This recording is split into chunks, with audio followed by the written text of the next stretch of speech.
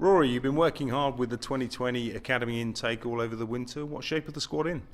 It's hello, Fletch. How you doing? It's been a good winter so far, mate. The boys have been working incredibly hard.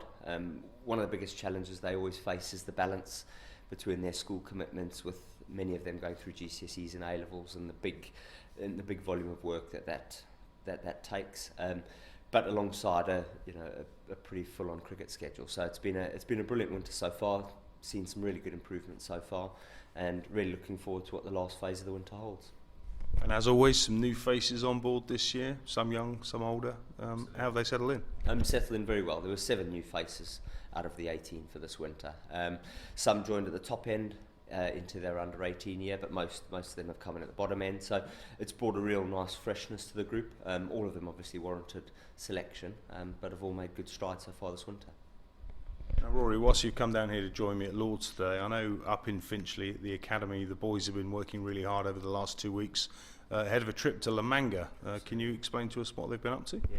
Well, it's been a bit of a tour de Manga. They looking at a way of raising some money towards going away. The boys decided that cycling the distance of one of the legs would be a good idea. I think 1,300 miles sounds a bit easier on paper than it does when you're pushing a stationary bike, but they've been brilliant. So the premise was that every hour of cricket that we've had in the hall over the last 2 weeks, someone would be on the watt bike pushing it, and trying to tick away at those miles towards La Manga. So it's been brilliant so far, and hopefully that little bit of them putting something into the tour to raise some money towards it is added impetus and making the most of it when they're out there. It's a good life lesson for them as well, that you don't get something for nothing. I mean, how have the boys done in terms of fundraising? I think the target was 1,500. Yeah, it was. They're chipping away at it. Obviously, there's a little bit to go, but I think it's them at the stage of their lives being on an academy, they get given a hell of a lot, and I think it's important for them to have to earn some bits along the way as well. So this is a small element of them working towards earning the trip and the experience that they're going to get.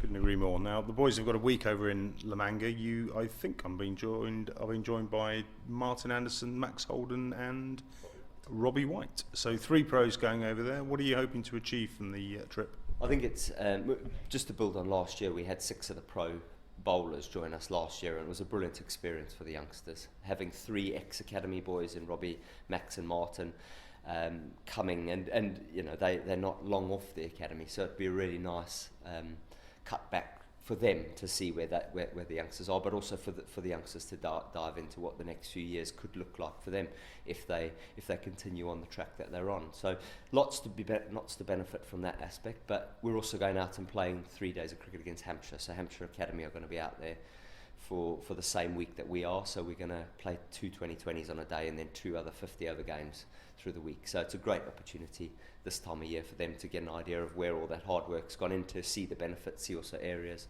that they want to continue to work on, and then come back and get cracking with those areas. So lots to look forward to. Busy week, but lots to look forward to.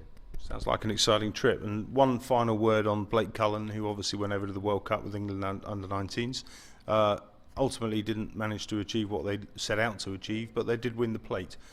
Some wickets for Blake out there. He must be pleased. And how will he benefit from that experience?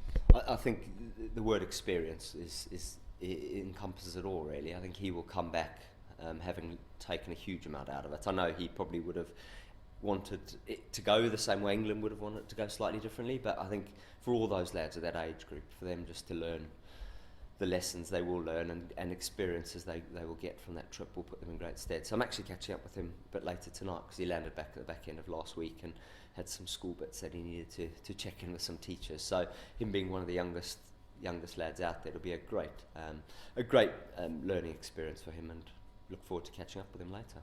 Having said that was my final question, I now have one more. How rewarding for you as the head of youth cricket? Obviously we've recently announced that Blake's got himself a deal until the end of 2023, I think it is. That on the back of news that Joe Cracknell and Thielem Walalawita have both also been offered pro contracts. It must be hugely rewarding and satisfying for you to push kids through the academy and for them to get pro contracts at the end of it.